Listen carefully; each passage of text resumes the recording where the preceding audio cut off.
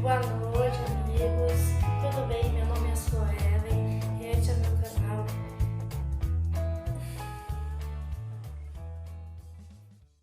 Duas horas depois.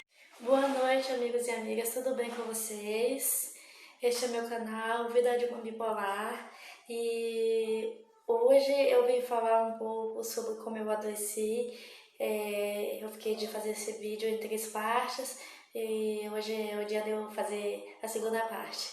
Então, se você está curiosa para saber o que vai rolar aqui no meu canal, você se inscreve aqui, dá um likezinho, não se esqueça de ativar o seu sininho para vocês receberem a minha notificação, tá bom? Então, quando eu descobri que eu era bipolar, né,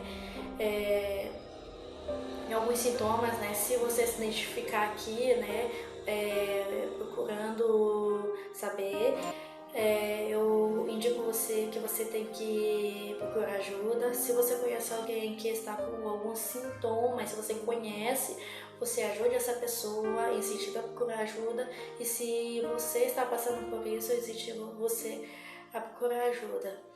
Primeiramente, as pessoas têm medo de procurar ajuda por medo de rejeição, às vezes da família, o que a família vai falar, às vezes os amigos, às vezes a sociedade.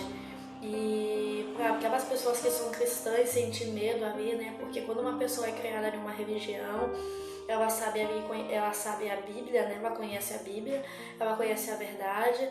E para uma pessoa doente assim, gerar um transtorno mental desse tipo, estando numa religião também bem contestável, porque os irmãos mesmo ficam assim meio que por quê, né? Então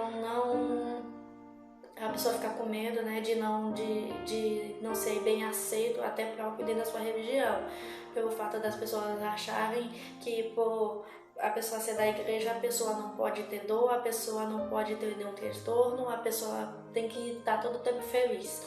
E não é assim, então as pessoas também têm medo. Então por isso eu tô falando pra você que está me ouvindo agora, se você tiver alguns sintomas desses, você tem que procurar ajuda. E se você e se você conhece alguém, não esqueça de falar para essa pessoa procurar ajuda, porque é muito importante. À medida que um transtorno ele é descoberto a tempo, ele é controlado a tempo. Um transtorno mental ele só vai te levar de mal a pior. Ele passa de uma coisa para outra, ele passa de uma coisa para outra. Então ele nunca acaba, sim, sempre gerando problemas e dor pra gente. Então quanto melhor e mais cedo ser descoberto, melhor é, né? Porque se eu mesma tivesse tido coragem de falar o que eu estava sentindo, se eu tivesse tido coragem de procurar ajuda no começo, talvez eu não estava no estágio que eu estou agora. Mas também se eu não tivesse falado, né, eu também não seria essa pessoa que eu sou agora. Não sou uma pessoa louca, jamais. Transtorno mental não deixa ninguém louco, apenas um transtorno mental em que a gente passa por fases depressivas e maníaca também. Mas a gente não somos pessoas más, somos pessoas boas, graças ao nosso Pai do Céu, e com a ajuda dele a gente só tem a ganhar forças com ele, né? Então as pessoas têm medo, né, disso, né? E é muito comum, porque eu mesmo passei por isso, eu sentia medo, né, de falar por essa questão sobre a minha religião, a igreja, né? Então tem os parentes, tudo, mas não dizendo que eles têm culpa, não, ninguém tem culpa. Ninguém tem culpa, nem nós e nem ninguém. Então vamos lá, eu parei naquela parte lá que eu falava sobre quando eu saía de casa ali, né, mais ou menos eu cortei bem ali, né, bem chegando bem lá. Eu tinha que ver tudo que estava dentro de casa, eu olhava debaixo da mesa, eu olhava no box do banheiro, eu olhava atrás da porta, eu olhava dentro do guarda-roupa e nas gavetas, por mim parece que tinha alguém e eu não saía sem fazer isso. E quando eu voltava da rua, eu tinha que fazer a mesma coisa, eu tinha que ver tudo e averiguar tudo. Primeira coisa, eu corria pro banheiro e ver se tinha alguém atrás, tudo a mesma coisa, olhar tudo, né, se estava tudo direitinho, se alguém tinha entrado, se tinha mexido, eu tinha que fazer tudo isso. Outra característica dessa doença eu sentia muita sujeira. Por mais que eu limpasse a casa, eu sempre tinha a sensação que estava sujo. Não, eu tinha pra mim que estava sujo. Minhas mãos parece que estavam todas cheias de terra. E eu lavava a mão e elas continuavam cheias de terra, né? E eu não entendia, parece que era uma sujeira que não saía. E assim acontecia com a casa, com as roupas, acontecia. E eu parei também de falar bem naquela parte também da perca de memória. Eu tive perca de memória algumas vezes e de não lembrar onde eu estava, né? E hoje eu tenho falhas de memória também, né? Falhas de memória não a ponto de esquecer, mas falhas grandes de coisas que eu falo. Às vezes eu marco alguma coisa com alguém, às vezes eu acabei de conversar com a pessoa e eu tenho falha de memória de lembrar o que foi que eu falei, o que foi que eu disse, o que rolou ali. Eu não lembro. Às vezes é segunda e eu tô achando que é sexta, eu tenho certeza que é sexta. Às vezes é domingo e eu tô achando que é segunda, né? Então aí assim vai, trocando os dias. E então assim foi bem complicado pra mim na minha fase depressiva.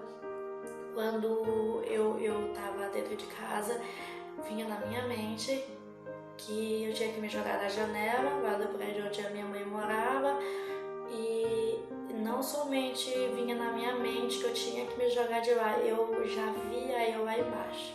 Eu conseguia ver eu jogada lá embaixo. Não era só um pensamento, né? Eu conseguia ver isso acontecer na minha cabeça.